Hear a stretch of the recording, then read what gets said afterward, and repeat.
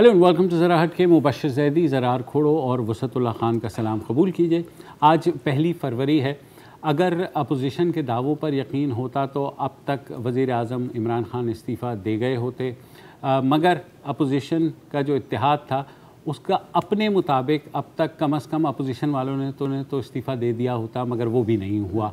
तो क्लियरली ये जो राउंड है ये वज़ीर आज़म इमरान खान जीत चुके हैं और अपोजिशन जो कि एक बड़ा इत्तेहाद सामने लेकर आई थी पाकिस्तान डेमोक्रेटिक मूवमेंट के तौर पर, जिसमें बड़े बड़े जगादरी आपको पता है, मौलाना फजलुर रहमान जो इस पीडीएम के सरबराह बने, फिर मरियम नवाज़ साहिबा anti establishment, Bilawal Bhutto the future leader, मगर एंड में हमने देखा कि इनकी आपस में ही नहीं बनी।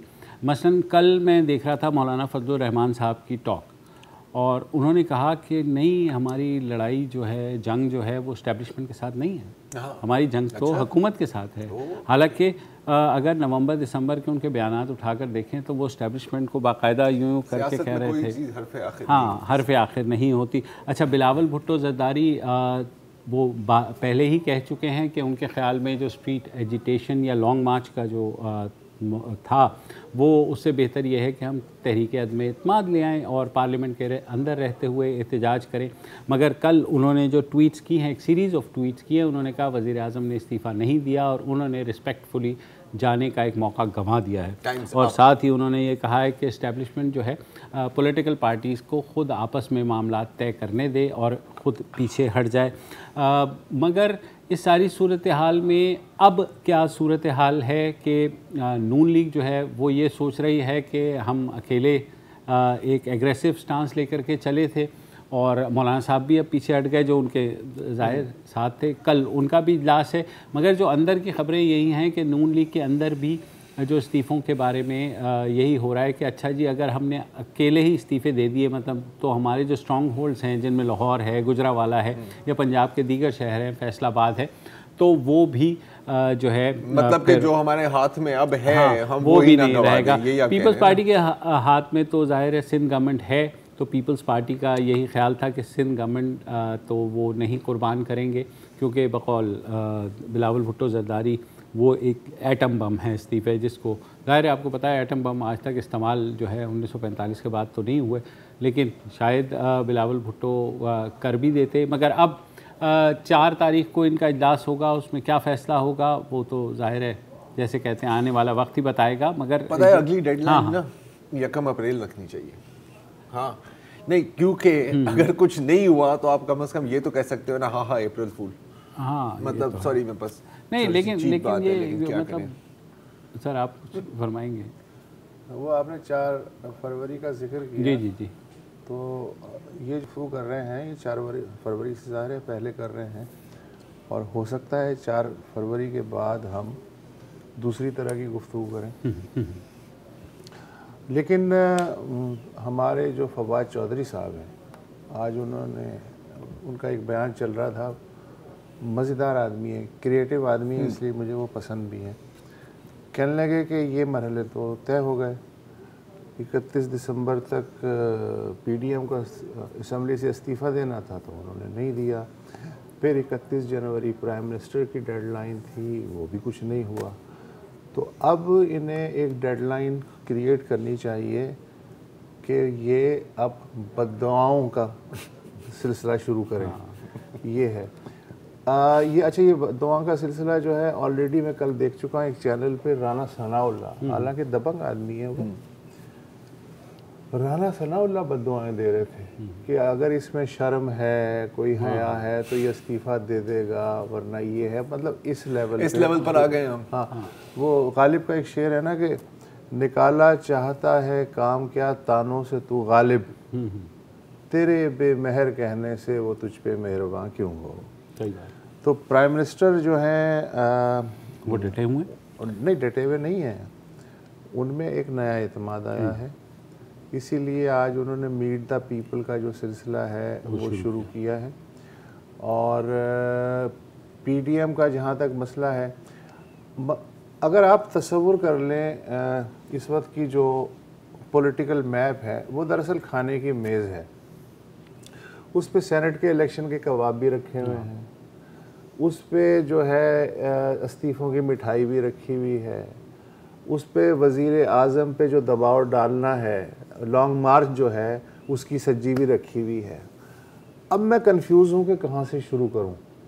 तो और इस चक्कर में मसला है कि वो एक्सपायरी डेट्स भी है ना, हाँ, सारी चीजें के यार डेडलाइन की जगह तो लग रहा है इनकी तो लाइन ही डेड हो गई है। और सबसे अहम डिश आप भूल गए, ख्याली पुलाव।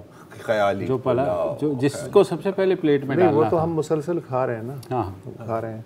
अच्छा, अब मुझे तरस आ रहा है उस आम आदमी पे जिसने इनकी तहरीक के पहले मरहले में कोविड की परवाह ना करते हुए, मौसम की परवाह ना करते हुए गुजरांवाला में, लाहौर में, पेशावर में, कोयटा में, मुल्तान में, कराची में वो आया उम्मीद लेके। ज़ाहिर है तमाम जो सियासत है वो बेसिकली तो ख्वाब फरोशी का कारोबार है ना।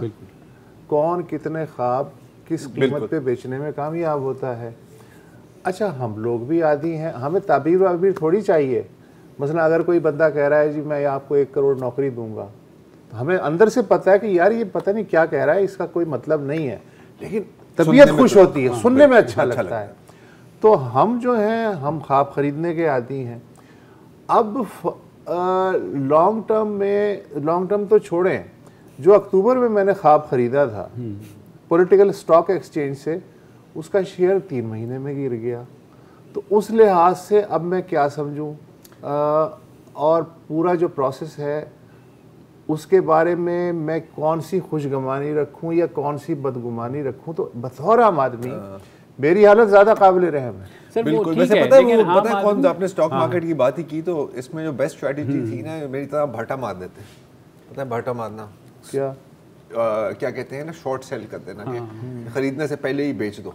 Anyway stock market terminology. लेकिन देखें इसमें सबसे मेरे ख्याल में जो फेलियर हुआ है वो पीडीएम का, कि जिसकी वो उम्मीद कर रहे थे कि एस्टैब्लिशमेंट किसी तरह से पलट जाएगी और फिर वो जो है हाँ ये मैं वही ना जी, हम तो उनके दावों पे ही बात कर रहे हैं ना। नहीं, मसला ये है कि आपने पूरी ज़िंदगी सियासत में गुजारी है, 70 साल सन्यासी बाबा भी है आपके साथ नई पीढ़ी भी है। ये मफरूज़ों पे कैसे, मफरूज़े पे तो आप घर नहीं बेच सकते, ये जाएगा कि आप अपनी सियासत जो है वो बेच सकते। एक वजह फिर ये है कि देखें जो एक तरह चार्टर ऑफ डेमोक्रेसी रीलोडेड या चार्टर ऑफ डेमोक्रेसी प्लस भी साइन किया गया है ना, लेकिन अंदरूने खाना ये हो रहा था कि हर जमात जो है अपने तौर पर एस्टेब्लिशमेंट के साथ गुफ्तगू फरमा रही थी और कंसेशन लेने की कोशिशें कर रही थी। तो इन दी एंड वही बातें आप मत करें जो हम बचपन से करते आ रहे हैं और सुनते आ रहे हैं। मेरा ख्याल है सेनेट के इलेक्शन, नहीं देखिए प्रैक्टिकल बात है, अगेन देखिए बिल्कुल देखो गलती किसी से भी हो जाती है। और मुझे जो लग रहा है कि ये जो आपने बात की ना कि क्यों, किस बुनियाद पर, मफरूज़ों पर, देखो ये तो मेरे ख्याल है हम सबको डे 1 से ही पता था ना कि यार आप कैसे इनके बीच में एक वेज क्रिएट कर सकते हैं।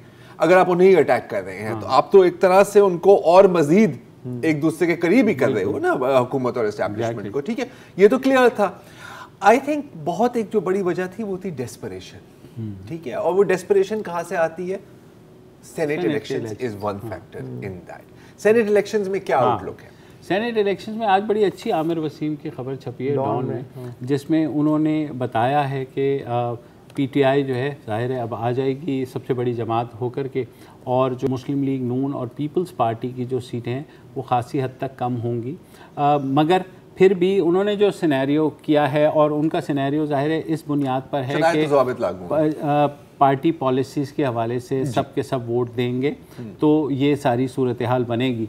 जो अगर और सीट एडजस्टमेंट उन्होंने ये भी मतलब जाहिर है कि देखिए इसमें भी अगेन टर्म्स एंड कंडीशंस के साथ आर्टिकल लिखा है कि जो प्रेजेंट पार्टी पोजीशन है और अगर कोई सीट एडजस्टमेंट ना हो बीच में तो ये पोजीशन बनती है। और पोजीशन इनकी ये बनती है कि पीटीआई अगेन सबसे बड़ी पार्टी बन जाएगी, क्योंकि केपी में भी है आपके पास जो वहाँ की जो सीट्स हैं, तो उसमें से 12 में से 10 सीटें तो इनको मिलनी चाहिए, और जो बाकी 2 सीटें हैं वो शायद JUIF को मिल जाए और अवामी नेशनल पार्टी को मिल जाए। तो अवामी नेशनल पार्टी की एक ही सेनेट सीट है सितारा अयाज की, वो उनको मिल जाएगी। पंजाब से भी 6 सीटें मिल जाएंगी, जिसमें 4 जनरल सीटें शामिल हैं, 2 सीटें उनको सिंध से भी मिल जाएंगी और 1 बलोचिस्तान से।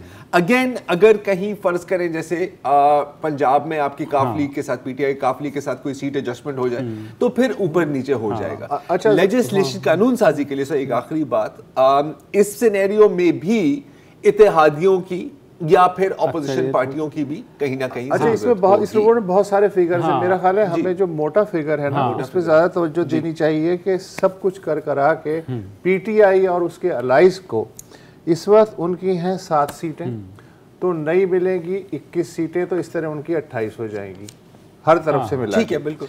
इसी तरह पीपल्स पार्टी को 6 सीटें मिलेंगी और वो सारी की सारी सिंध से होंगी। बिल्कुल। तो 6 सीटें मिला के नई सेनेट में उनकी टोटल स्ट्रेंथ हो जाएगी 19। इसी तरह बलूचिस्तान अवामी पार्टी जो वहाँ पावर में है जी, उसको 13 6 सीटें मजीद मिलेंगी, तो इस तरह उनकी 13 सीटें हो जाएंगी। और पीएमएलएन वो सबसे ज़्यादा नुकसान में है। वो इसलिए नुकसान में है कि इस वक्त उनकी जो मौजूदा स्ट्रेंथ है वो 29 है और 11 मार्च को उसमें से 17 लोग रिटायर हो जाएंगे और उन्हें तमाम की तमाम जो 5 सीटें हैं वो सिर्फ पंजाब से मिलेंगी। तो उस लिहाज से वो आ जाएंगे 29 से गिर के 17। और ये ज़रूर है इस सारी सूरत हाल में कि पीटीआई और एलाइज की बहरहाल 2/3 अक्सरियत नहीं होगी अपर हाउस में भी।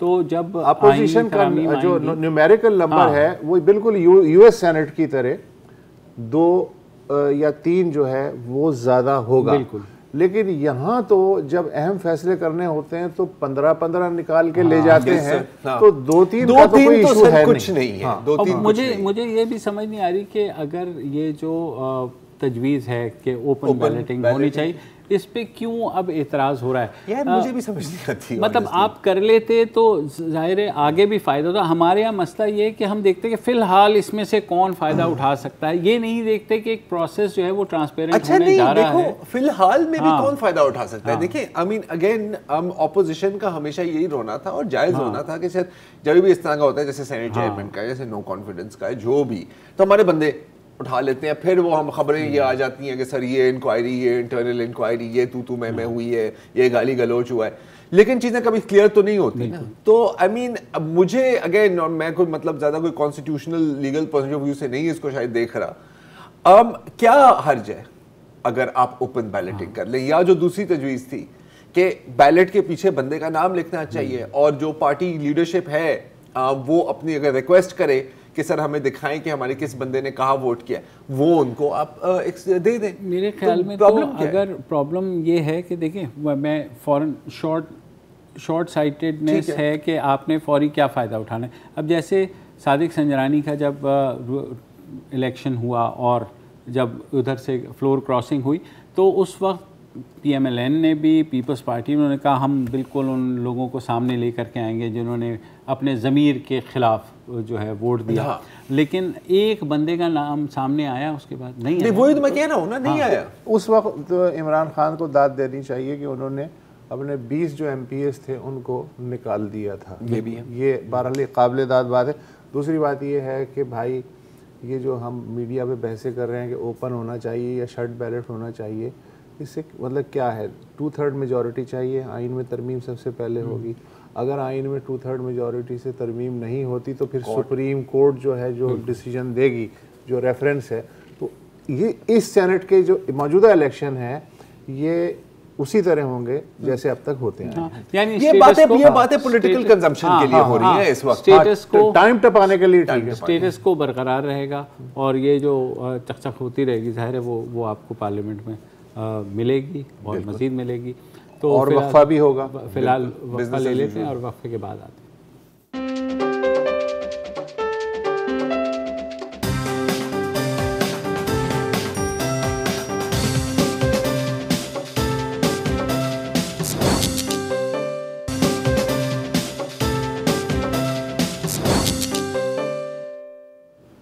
Welcome back. और एक अच्छी खबर, सेहत और तालीम का वादा यूँ तो आइन में हुकूमत की ज़िम्मेदारी है, मगर ये ज़िम्मेदारी कभी पूरी नहीं होती।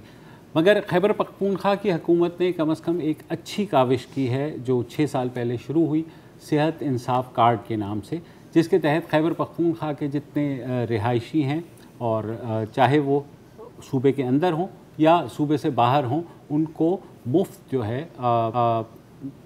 सेहत की सहूलियात मैसर की जाएंगी और पर फैमिली जो है वो 11 लाख रुपए जो है तक वो अपना इलाज करा सकते हैं और ये सालाना होगा। ये सिलसिला इस हफ्ते मुकम्मल हो गया है और खैबर पख्तूनख्वा की जो हुकूमत है उन्होंने ऐलान किया है कि अब जो खैबर पख्तूनख्वा के तकरीबन 3.5 से 4 करोड़ के दरमियान रिहायशी हैं वो इस सहूलत से फ़ायदा उठा सकते हैं। क्या फ़ायदा उठेगा, कैसे ये सिलसिला हुआ, इस पर हमने जो सूबाई सेहत हैं तैमूर झगड़ा, उनसे कुछ देर पहले बात की, आपको भी सुनाते हैं। पहला सवाल हमने तैमूर झगड़ा से ये किया कि बहुत देखने में बहुत बड़ा एक मंसूबा लग रहा था, तो ये मंसूबा शुरू हुआ तो क्या आपको यकीन था कि आज अब उसकी कंप्लीशन स्टेज पे पहुँचे हैं 6 साल के बाद, तो कितना मुश्किल था और कितना आसान? 2 फेजेस में इसको डिवाइड करेंगे। जब पिछली गवर्नमेंट थी तो उन्होंने ये इंट्रोड्यूस किया शुरू में 4 अजला में और उसके बाद प्रोविंस वाइड जो सबसे गरीब तबका था उसके लिए। जब मैं उस वक्त के हेल्थ मिनिस्टर शाहराम खान से बात करता हूं तो वो भी कहते थे कि इंट्रोडक्शन के वक्त बहुत से लोग सोच रहे थे कि इस स्केल पे नहीं हो सकता होगा जो पिछले 5 साल में हुआ।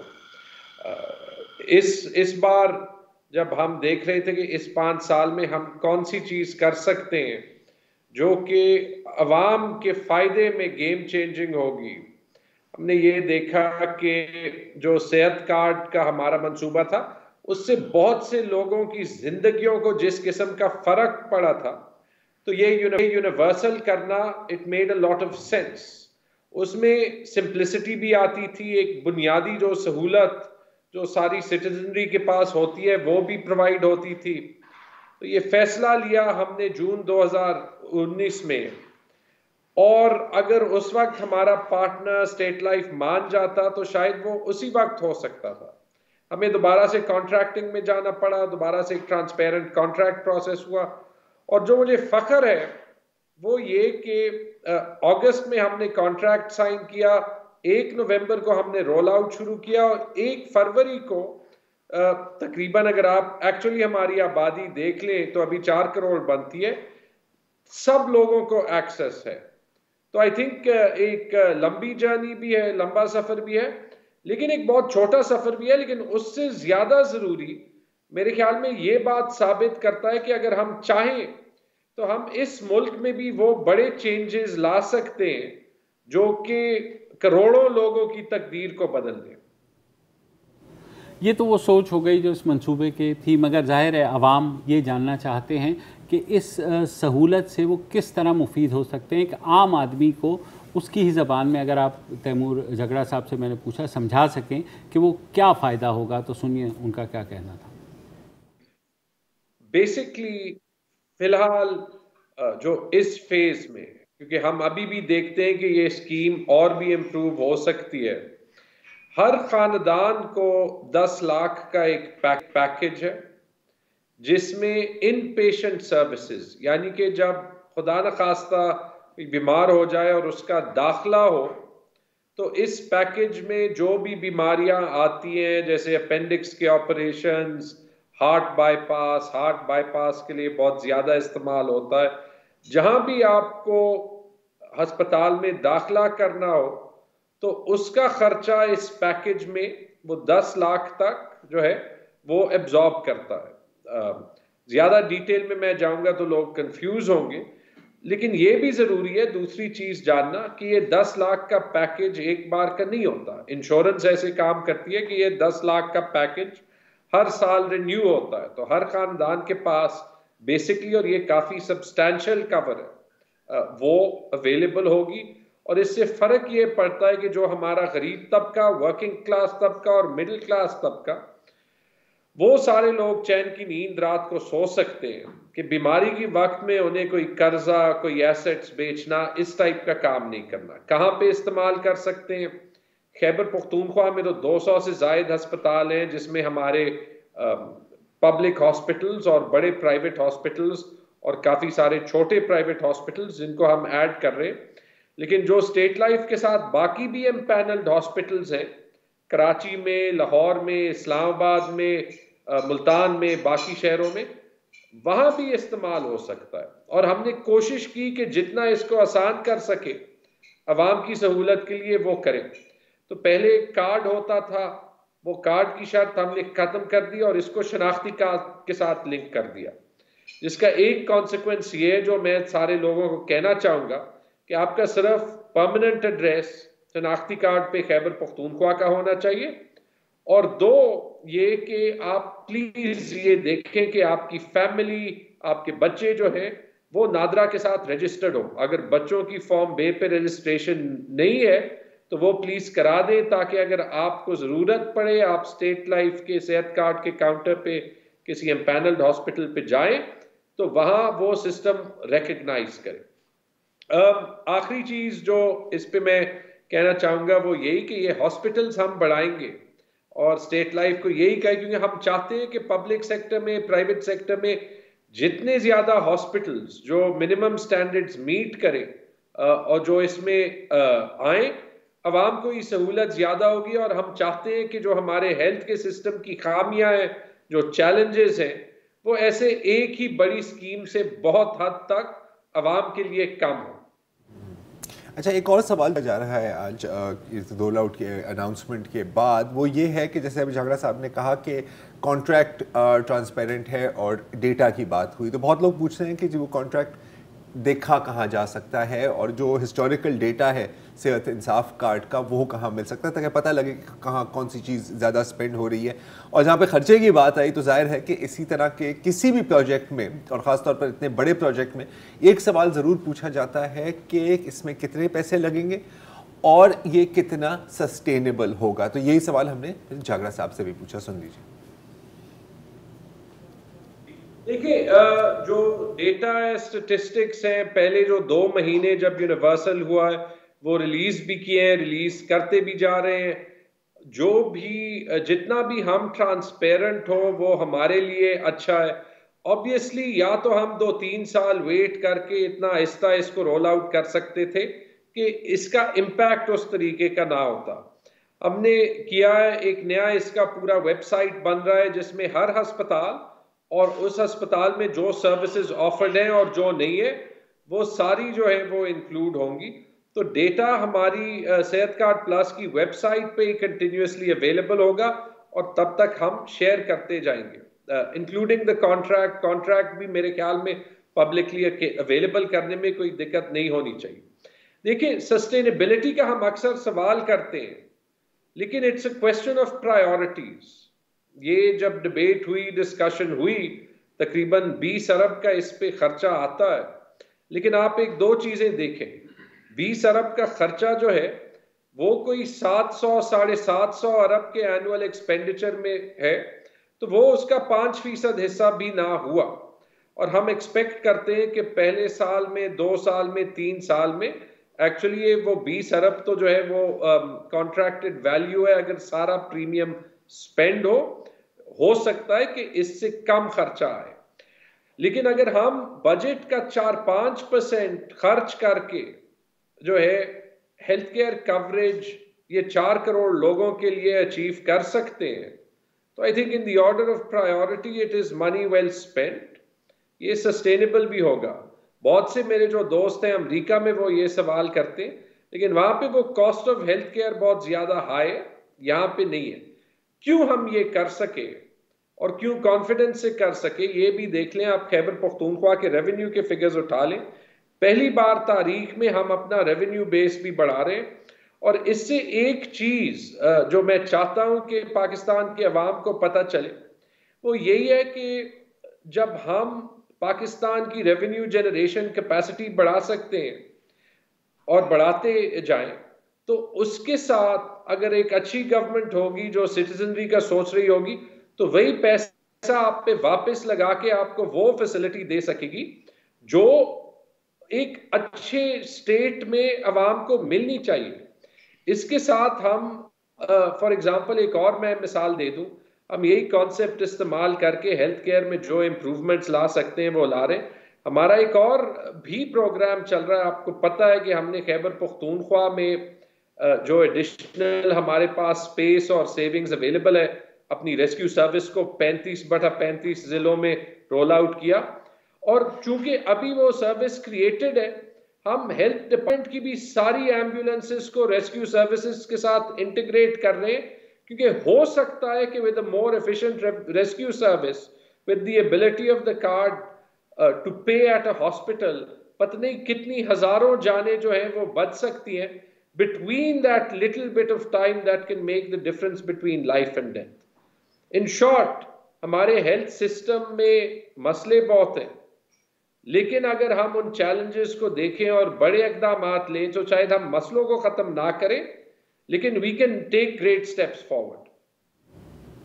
जब जाहिर है कि किसी भी प्रोजेक्ट में टीथिंग प्रॉब्लम्स भी होती हैं, तो इसमें भी ऐसी कंप्लेंट्स भी आ रही हैं, कुछ लोगों की कंप्लेंट्स आ रही हैं, और वो भी हमने झगड़ा साहब से डिस्कस की एक वक्फे के बाद।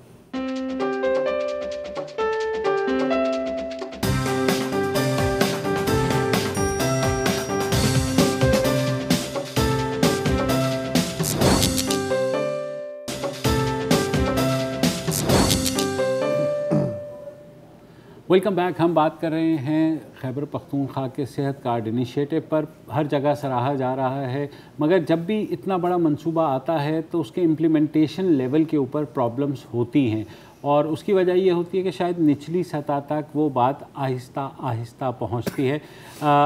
ये दावा है खैबर पख्तूनख्वा हुकूमत का कि उन्होंने तमाम लोगों को कवरेज दे दी है और वो जाकर अपना सेहत इंश्योरेंस कार्ड के तहत अपना इलाज करा सकते हैं। मगर आज ही हमारे ऑफिस जो पेशावर के हैं, वहाँ एक लोक फनकार आए, हिंद को फनकार हैं मुराद अवान साहब, जो 35 साल से पीटीवी के साथ मुंसलिक हैं और हिंद को ड्रामों में एक्टिंग भी करते रहे हैं। उन्होंने कहा कि वो जब अपना मसला लेकर के अस्पताल गए तो उनके साथ कुछ अच्छा सलूक नहीं हुआ। सुनिए उन्हीं की ज़बानी। डायबिटीज़ और ब्लड प्रेशर का मरीज़ हूँ मैं। मेरी आँखों में ब्लड आया है दोनों में, तो मैं KTH का जो डॉक्टर है प्रोफेसर इब्रार हुसैन, मैं उसके पास गया और उसने मेरा चेकअप किया, तो उसने कहा कि भाई आँखों में मसला है। फिर इसने मुझे रेफ़र किया डॉक्टर मीर अली शाह नाम है, पाक मेडिकल सेंटर के 3rd फ्लोर में वो बैठता है, 1000 रुपये वो फीस लेता है। मैं चला गया, इसने मुझे रेफ़र किया कि उसके पास जाओ, मेरे बस में नहीं है ये ऑपरेशन जो है आपका, दाईं आँख का पर्दा जो है वो गिर चुका है, वो डैमेज हुआ है पहले ब्लड की वजह से, फिर वो गिरा है, अब ये ऑपरेशन मेरे बस में नहीं है। हालांकि वो प्रोफेसर है KTH का, लेकिन वो उसके बस में नहीं है, ये उसने मुझे रेफ़र किया। तो मैं गया हूँ मीर अली शाह के पास। डॉक्टर ने जब मेरा चेकअप किया तो उसने मुझे बताया कि आपका दाईं आँख का पर्दा गिरा हुआ है। उसने मुझे रिटर्न दिया, ये कागजात मेरे पास पड़े हुए हैं। उसने कहा कि बाईं आँख जो है इसको हमने बचाना है, इसका जो है वो लेज़र होगा और दाईं आँख का जो है ऑपरेशन होगा। उसने मुझसे 70,000 का तकाजा किया है कि इंशाल्लाह आपको नज़र आएगा, लेकिन मैं आपसे 70,000 रुपये लूँगा इस ऑपरेशन की। तो मेरे तो बस में नहीं थे इतने पैसे। इसमें मैंने 2 महीने पहले की ये बात है। 2 महीने के बाद अब 1 जनवरी 2021 से हर शनाख्ती कार्ड जो है KPK का वो इंसाफ सेहत कार्ड में तब्दील हो गया। मैंने एंट्री करवाई और जब मैं पाक मेडिकल सेंटर गया बड़ा खुशी तो वहाँ के जो अमला है इंसाफ सेहत कार्ड का, 7th फ्लोर में बैठते हैं वो लोग, कमरा नंबर 706 में। मैं चला गया वहाँ, तो वो कहने लगे कि ये तो हमारे अंडर में ही नहीं है डॉक्टर, ये डॉक्टर पैसे ज़्यादा मांगता है और हम जो है हम तो गवर्नमेंट पैसे कम देती है, लिहाजा वो ऑपरेशन नहीं करता। जबकि इंसाफ सेहत कार्ड में इन्होंने बताया कि 7 लाख का जो इलाज है गवर्नमेंट फ्री करेगी। तो जब वो 70,000 रुपये मांग रहा है तो गवर्नमेंट को चाहिए कि 70,000 रुपये दे के मेरा इलाज करवाए, मुझे रिस्क ना लेना पड़े किसी दूसरे डॉक्टर से। मेरा ईमान इसी डॉक्टर पे है, क्योंकि मुझे रेफ़र किया है डॉक्टर इबाउल हुसैन ने मीर अली शाह के पास। ये कॉम्प्लीमेंटेड केस है। आम आँख का जो ऑपरेशन होता है वो आधे घंटे का होता है, मेरा जो ऑपरेशन है ये 2 घंटे का होगा। तो ये हर डॉक्टर नहीं कर सकता ना, हर डॉक्टर के बस की बात है। तो काइंडली मेरी हुकूमत से ये दरख्वास्त है कि ये जो इंसाफ कार्ड का आपने शनाख्ती कार्ड को इंसाफ कार्ड में जो बदल दिया है, तो इसमें 7 लाख में से 70,000 रुपये दे के मेरा इलाज मीर अली शाह डॉक्टर से करवाया जाए, मेरा ऑपरेशन और लेज़र, ये दोनों चीज़ें मेरी हुकूमत से ये रिक्वेस्ट है। जी, हुकूमत से इनकी ये रिक्वेस्ट है। वैसे भी फ़नकार हैं, ज़ाहिर है हुकूमत को इस मामले में तवज्जो देनी चाहिए। यही सवाल मैंने रखा सूबाई वज़ीर सेहत तैमूर ख़ान झगड़ा साहब से कि जनाब इस तरह की प्रॉब्लम्स का क्या करें, तो सुनिए उनका क्या कहना था। देखिए, वो मुझे चेक करना पड़ेगा, लेकिन जहाँ भी फीडबैक आएगी, जहाँ पे हॉस्पिटल्स के रेट कम होंगे वो हम एडजस्ट कर सकते हैं ओवर टाइम। जहाँ पे जो है अगर हॉस्पिटल्स एम्पैनल्ड कम हो, उनको फीडबैक दी जा सकती है कि वो कैसे इंक्लूड हो जाए। हमने जो चीज़ें इंक्लूडेड नहीं है, इंश्योरेंस का कॉन्सेप्ट बड़ा सिंपल है, बहुत से लोगों से थोड़ा सा पैसा लिया जाता है। इन दिस केस वो पैसा हुकूमत दे रही है, उसकी यूटिलाइजेशन हर बंदे की नहीं होती। जो फैसिलिटीज इंक्लूडेड भी नहीं है, हम शायद ओपीडी इंक्लूड ना कर सकें ताकि हर किसी को जो डिस्प्रीन की गोली चाहिए वो ना इंक्लूड हो सके। लेकिन हमने ऑलरेडी जो है रिसर्च किया है कि से गरीबों के लिए liver transplants, kidney transplants, cancer treatment, इस टाइप की फैसिलिटीज हम सोच रहे हैं कि गरीब लोगों के लिए बजटरी प्रोविजन ज्यादा करें। और वो अभी पहले से इसलिए आसान हो गया कि हमारे पास ये 4 करोड़ लोग तकरीबन जो 7-8 मिलियन जो फैमिलीज हैं, उनका डेटा जब एक ही प्रोग्राम में आ गया तो एहसास के डेटा के साथ उसको मिला के लोगों की एबिलिटी टू पे देखना और ये मजीद सर्विस इंक्लूड करना, ये आसान हो गया है। आई होप कि इस स्पेसिफिक केस में भी अगर कोई गलत फीडबैक आई है तो आप मुझे डिटेल्स दे दें, हम कल ही जो है वो चेक कर देते हैं। ये मैं नहीं कह सकता कि इस टाइप के जो है operational issues day to day नहीं आएंगे, बिल्कुल आएंगे, इतना बड़ा प्रोग्राम है। लेकिन जो चीज जरूरी है वो ये है कि इससे कितनी जानें बच रही हैं, इसका एक्चुअल इम्पैक्ट कितना है और कि हम किस स्पीड से इसको फर्दर इम्प्रूव कर सकते हैं। ये थे सूबाई वज़ीर सेहत, और जाहिर है इतना बड़ा मंसूबा है, जैसे वो ख़ुद कह रहे हैं, उसमें प्रॉब्लम्स आएंगी। उम्मीद है कि हुकूमत उन पर भी तवज्जो देगी। फ़िलहाल एक वक्फा लें।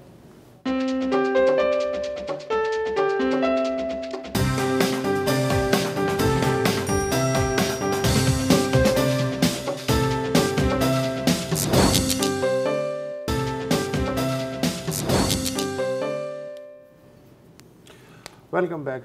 इस साल Bharat world press freedom ranking में 2 दर्जे मज़ीद नीचे गिर के 142वें नंबर पे पहुंच गए आज़ादी सहाफ़त के एतबार से, और मोदी हुकूमत ने इस रैंकिंग में 2 पॉइंट्स की कमी को सच साबित किया और मुसलसल सच साबित करती जा रही है। ताज़ा तरीन ये है कि इंडिया टुडे टीवी चैनल है, उसके बड़े मारूफ सहाफ़ी हैं राजदीप सरदेसाई, आप में से बहुत सुने, उनका नाम भी सुना होगा, और एक ऑनलाइन मैगज़ीन है कैरावान, उसके एग्जीक्यूटिव एडिटर समेत दर्जन से ज़ायद जो सहाफ़ी हैं उन पे गद्दारी के पर्चे कटे हैं। इल्ज़ाम ये है कि इन सहाफ़ियों ने, बल्कि नाम नहाद सहाफ़ियों ने 26 जनवरी को यौम जमहूरिया के मौके पे लाल किले के बाहर हंगामे में ट्वीट्स किए लोगों को उकसाने के लिए, और गलत खबरें चलाई कि पुलिस के हाथों एक शख्स की हलाकत हो गई है। ज़ाहिर है प्रेस क्लब ऑफ इंडिया ने और एडिटर्स गिल्ड ऑफ इंडिया ने और दीगर सहाफ़ती तंजीमों ने FIR के इंदराज की मजम्मत करते हुए उसे आज़ादी इज़हार का गला घोंटने की एक और कोशिश करार दिया है। बल्कि प्रेस क्लब ऑफ इंडिया के सदर ने एक अजीब सा नुक्ता उठाया, दिलचस्प। आनंद सहाय साहब, उन्होंने सवाल किया कि सिर्फ उन्हीं रियासतों में क्यों ये पर्चे कट रहे हैं जहां बीजेपी की हुकूमत है, बाकी रियासतों में क्यों नहीं कट रहे हैं। फिर उन्होंने कहा कि इब्तदाई रिपोर्टों में पुलिस की गोली से जिस किसान की हलाकत की खबर जिस मीडिया ने दी थी, फिर उसी मीडिया ने बाद में तस्हीह करके ये भी बताया कि ये मौत जो है वो हादसाती थी। तो इसको मोदी हुकूमत जो है पेश नज़र नहीं रख रही। और जहाँ तक किसानों के एजिटेशन का ताल्लुक़ है तो दिल्ली जाने वाले 3 जो बड़े रास्ते हैं, संगू, गाज़ीपुर और टिकरी, अगर उसकी तस्वीर आप देखें ज़रा और उसकी तफसील बताएंगे तो आपको लगेगा कि ये वागा नहीं बल्कि भारत के ज़ेर इंतज़ाम कश्मीर और आज़ाद कश्मीर के दरमियान जो लाइन ऑफ कंट्रोल है उसकी तस्वीरें हैं। जी, अगर ये चीन की सरहद पर इतनी इन लोगों ने तैयारी की होती तो वो शायद उनकी ज़मीन उठाकर मतलब उस पर कब्जा ना करते। अच्छा, ये तो आपने बात की जिन पर मुकदमे हुए हैं। आज एक बड़ी एक और मज़ेदार चीज़ हुई है भारत में कि अचानक से Caravan India, Caravan magazine which is a brilliant magazine, और कोई मेरे ख्याल 1 से 2 दर्जन लोगों के अकाउंट्स विद होल्ड हुए हैं भारत के अंदर, जिनके खिलाफ पर्चे कटे हैं। तो नहीं, वो सिर्फ वो नहीं, कैरावान के कैरावान यस, लेकिन बाकी ऐसे भी नहीं है। वो नॉर्मल एक्टिविस्ट हैं, कुछ के लाखों फॉलोअर्स हैं, कुछ ऐसी नॉर्मल कमेंटेटर्स हैं, एमडी आसिफ साहब, इस तरह के।